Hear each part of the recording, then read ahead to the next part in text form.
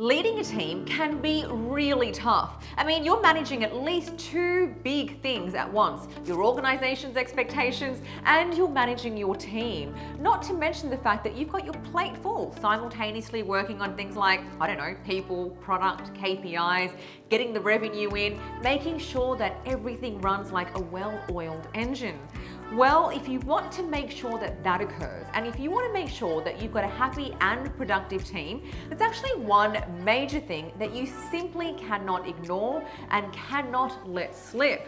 In fact, this one thing will be responsible for your team happiness, its productivity, and overall sense of safety. And research tells us that when teams are happy, they are more productive. And the safer they feel, the more risks that they will take. The more risks that they take, the more innovative your company is. Research tells us this, like Oxford Business School. So let's tell you what it is.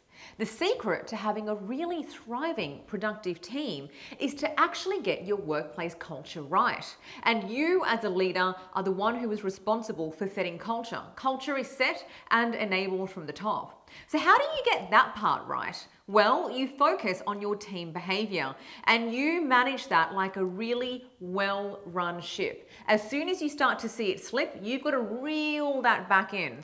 And the specific thing that I'm talking about is gender inequity within the team, making sure that there is no sexism within the team and picking up on it whenever and wherever it occurs. I'm talking about things like interrupting people, not letting them speak, not taking them seriously, isolating behavior, even things like everyday sexism in conversation, like I need to find the right guy for the job, or giving people projects based on their sex. And then there's some of those larger things as well, like pay inequity, as well as promotion based on sex or based on bias. So you've got to watch out for some of these obvious things as well as these microaggressions and reel it in and call it out each and every time. Otherwise, the small things will turn into big things. So, how do you do that? It's a two-step process.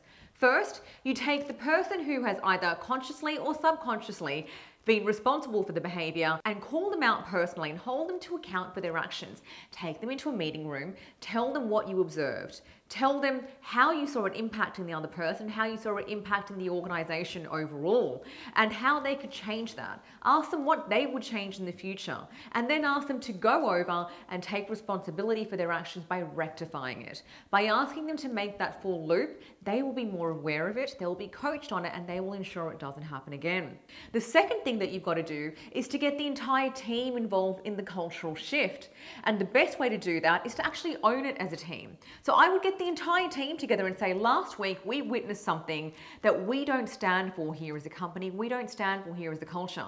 Now I understand that we're all human and we're going to slip up from time to time because we are socialized in certain ways, and like it or not, we are socialized in a sexist kind of way, that men do this and women do this. So I want to call out one of these things that happens subconsciously, and I want to thank this person for being so mature about it and actually dealing with it appropriately. And I want to talk about as a team how we're going to ensure that this doesn't happen again so that we can support everyone to grow equally. And there you have it. Not only are you enabling a thriving, strong, gender equal workplace, but you are calling out even the small stuff and you are growing as a team together, because you will become the kind of leader that will be the change that you want to see in the world. And when your people feel more included and more nurtured and safe, I am telling you, and you can trust me on this, your team will be more productive, more profitable, and happier at the same time. And you as a leader will be the kind of person that goes home and thinks, I feel darn good about myself and the change that I'm making in the world. Now, if you want to get your hands on more great leadership tips, I've got some great news. You can join the free Inner Circle so that you can get regular content on leadership, career, confidence, business, and more. All I want you to do is to click on the caption below, sign up, and off you go, and you are on your way to a greater, more confident, more remarkable life.